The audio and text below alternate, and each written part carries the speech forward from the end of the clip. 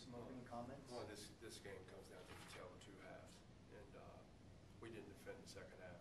You can't let teams score 58% in the second half and go 6 for 10 from 3. You know, Reed ended up stepping up and knocking down some big shots for in the second half. They just got started with that. Then once they threw a couple lobs over the top, it kind of got their energy going for them. And for us, I thought we were doing a good job in the first half attacking and getting the ball inside. And then we stopped and, you know, decided to settle for perimeter jump shots. And we are an inside-out team. We are not a perimeter jump shooting team, at least yet. So probably the difference in this game comes down to bench points. They had 20 and we had 8. So moving forward, we'll look at this, we'll break down film on it, and get ready for Saturday. Offensively, you talked about how it was a tale of two halves. Did they start doing anything differently scheme-wise, that, or was it just a matter of lack of execution on defense? First of all, they were able to get their pressure up because, once again, they shot 58% the second half, to where in the first half they shot 36%. And when we had opportunities to take advantage, we did not do a good job of that. And you know, I got to give him credit when you got a senior guard like C.J. Reed, who is pretty well respected from a couple other schools that he's been at. He kind of was that anchor for them. We just have to get better in a lot of areas, and we're going to look at this tomorrow and figure some things out here before Saturday. GSU played a zone for most of the second half, and it seemed like the team, KSU, was hesitant to attack the zone. The team kind of just deferred to the next guys. Had a young team trying to find its roles, or? Well, to be honest with you, I thought every time we got the ball inside versus the zone, it worked to our advantage. We started to settle for some perimeter jump shots there when I did not think that we needed to.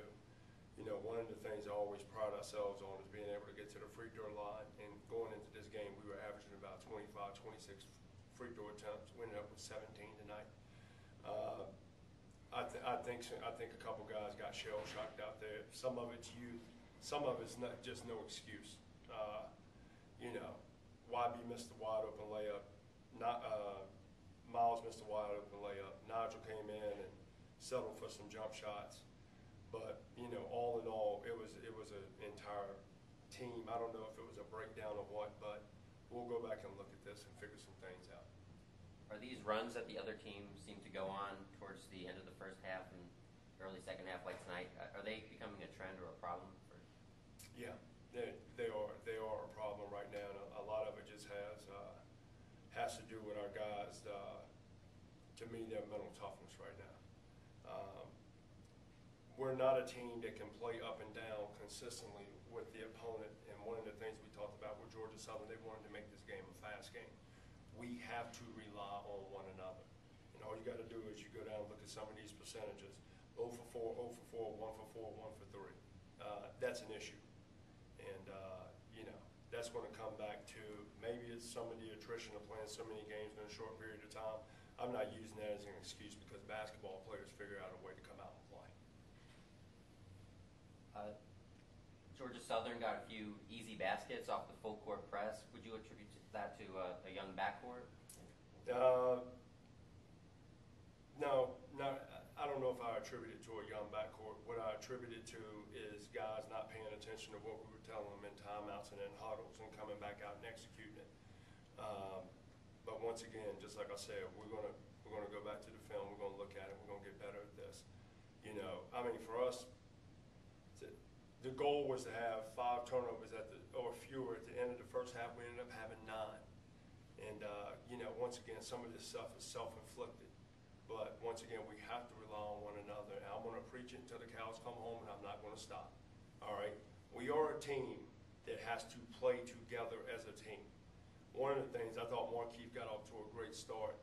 And, you know, should have probably put him back in the middle of the zone when he went to the 3 spot and just kept him in there. But, you know, that might be a coaching mistake on my part. But at the end of the day, when you have wide open shots, you got to knock down wide open shots, and then you have shots at the basket, I put, the ball in the basket. That's just players, not necessarily coaching right there. What are some positives that you can lift from this game? Yeah, we held them 36% in the first half.